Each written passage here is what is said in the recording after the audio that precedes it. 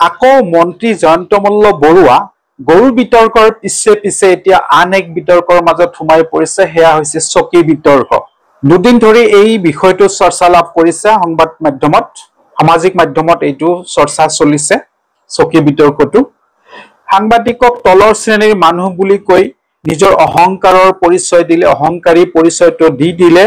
আপুনি পঢ়িব নাজানে, দিয়ক এইবিলাক আপোনাৰ দৰে ইমান তলৰ শ্ৰেণীৰ মানুহৰ লগত মই কথা নাপাতো। আপোনালোকৰ মালিকে কেতিয়াবা সুধিব, মই উত্তৰ দিম।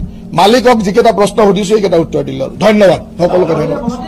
এই মন্ত্ৰীগৰাকীৰ মুখত কিন্তু সংস্কাৰ, ভাৰতীয় সংস্কৃতি, অসমীয়া সংস্কৃতি, সংস্কাৰ, আচৰণ এইবিলাকৰ কথা কিন্তু মুখত আখৈ ফুটা দি ফুটে।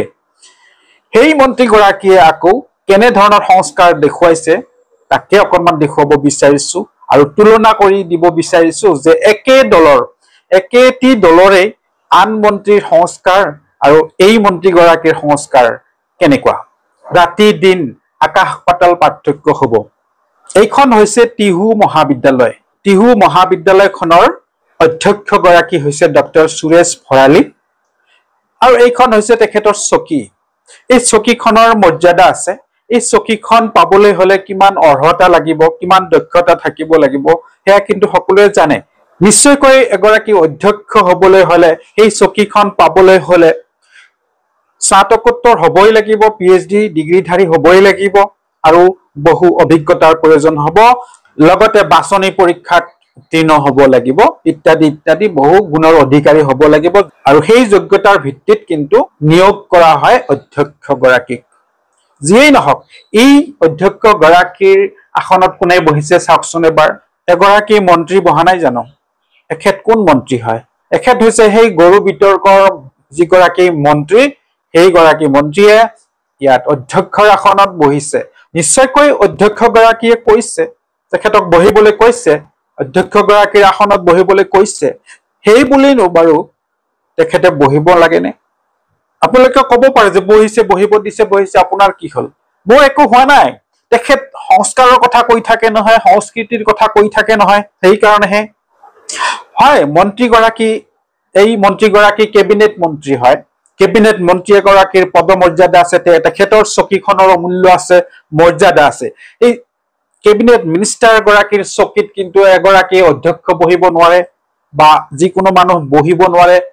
যাৰ যি মৰ্যাদা সেই মৰ্যাদাত থাকিব লাগে, যাৰ যি দক্ষতা সেই দক্ষতাৰ ভিত্তিত যি আসনত থাকিব লাগে সেই আসনত থাকিব লাগিব। এগৰাকী অধ্যক্ষৰ আসনত যোনে তোনে বহাটো সংস্কাৰৰ ভিতৰত নপৰে। হয়, কব পাৰে যে মিনিষ্টাৰ এগৰাকী আৰু প্ৰিন্সিপাল এগৰাকী বহিব দিছে কাৰণে বহিছে, কিন্তু এইটো ৰাইট, এইটোলৈ কোনো বিতৰ্ক নাই। কেৱল সংস্কাৰৰ কথা কৈছো আৰু অন্য মিনিষ্টাৰৰ লগত তুলনা কৰি দেখুৱাব বিচাৰিছো। সেইটো আপোনালোকে ভাবিব কিমান দূৰ সমীচীন হৈছে বিষয়টো। এগৰাকী শিক্ষামন্ত্ৰী ডক্টৰ ৰণোজ পেগু ডাঙৰীয়া, অসমৰ শিক্ষামন্ত্ৰী, এই শিক্ষামন্ত্ৰীৰ সংস্কাৰ কেনেকুৱা তাকে দেখুৱাব বিচাৰিছো। বিশেষকৈ তেখেতৰ বিভাগৰ এখন বিদ্যালয়ৰ প্ৰধান শিক্ষক। মাজুলীত যোৱাটো গুণোৎসৱত এখন বিদ্যালয়ত প্ৰধান শিক্ষক এগৰাকীয়ে বহিবলৈ দিছিল, চকীখন আগবঢ়াই দিছিলে শিক্ষামন্ত্ৰীগৰাকীক। শিক্ষামন্ত্ৰীয়ে কি কৈছিল যে এই আসনখনত কাকো বহিবলৈ নিদিব। কি কৈছে মন্ত্ৰীগৰাকীয়ে চাওকচোন। এখন চকীত বেলেগক বহিবলৈ নিদিব। এই কথা কৈ আছো, মই ব্যক্তিগতভাৱে কোৱা নাই নহয়। এখন চকীত বেলেগক বহিবলৈ নিদিব।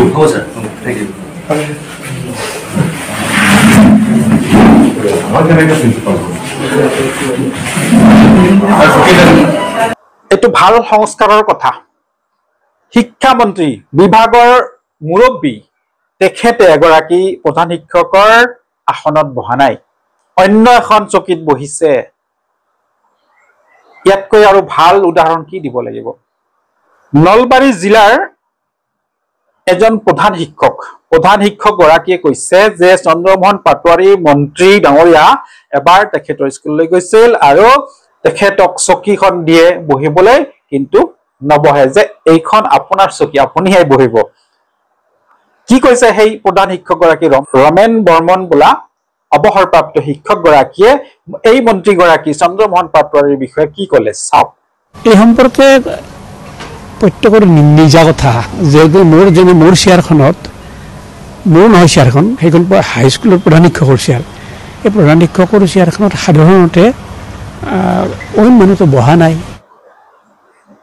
তেওঁ মই চেয়াৰখন মোৰ চেয়াৰখন এৰি দিছিলোঁ মই যেতিয়া প্ৰধান শিক্ষক আছিলোঁ সেইখন স্কুলত মই 9 বছৰ প্ৰধান শিক্ষক আছিলোঁ তেওঁ যেতিয়া যায় মোৰ চেয়াৰখন এৰি দিছিলোঁ তেওঁ নবহিলে তেওঁ ক'লে যে এখন আপোনাৰ চেয়াৰ এখন প্ৰধান শিক্ষকৰ চেয়াৰ মই নবহো নিশ্চয়কৈ চাইছে এই বিষয়টোৰ ওপৰত অৰ্থাৎ এই অধ্যক্ষৰ চকীত মন্ত্ৰীয়ে বহা বিষয়টোৰ ওপৰত অসম জাতীয় পৰিষদ দলৰ সভাপতি লুৰিণজ্যোতি গগৈয়ে প্ৰতিক্ৰিয়া প্ৰকাশ কৰিছে চাওঁ আহক এগৰাকী সন্মানীয় শিক্ষক এখন বিদ্যালয় বা এখন মহাবিদ্যালয়ৰ অধ্যক্ষৰ চকীখনৰ গৰিমা আছে গতিকে সেই চকীখনক কোনো কাৰণতে এনেকে বহি বা এনেকে দখল কৰি তেওঁলোকে যেনেকে মাটি বেদখল কৰিছে বা অধিগ্ৰহণ কৰিছে তেনেকে সন্মানীয় শিক্ষাগুৰুসকলৰ চকীটো তেওঁলোকে এনেকৈ দখল কৰিবলৈ চিন্তা চৰ্চা কৰিছে বা এইটোৱে আচলতে তেওঁৰ যিটো মানসিকতা যিটো স্থূল মানসিকতা যিটোৰ যোগেদি শিক্ষকসকল বা আমাৰ যিটো অসমৰ সমাজ জীৱনত শিক্ষকসকলৰ প্ৰতি আমাৰ সকলোৰে যিটো সন্মান এই পৰিৱেশটো তেওঁলোকে নষ্ট কৰিবলৈ চেষ্টা কৰিছে আৰু এইটো অসন্মান লুৰিণজ্যোতি গগৈৰ প্ৰতিক্ৰিয়াও চালো আজি এই ভিডিঅ'টো ইমানতে সামৰিছো পৰৱৰ্তী আন এটি ভিডিঅ'ত লগ পোৱাৰ আশাৰে আজিলৈ ইমানতে ৰাখিছো ধন্যবাদ জয় অসম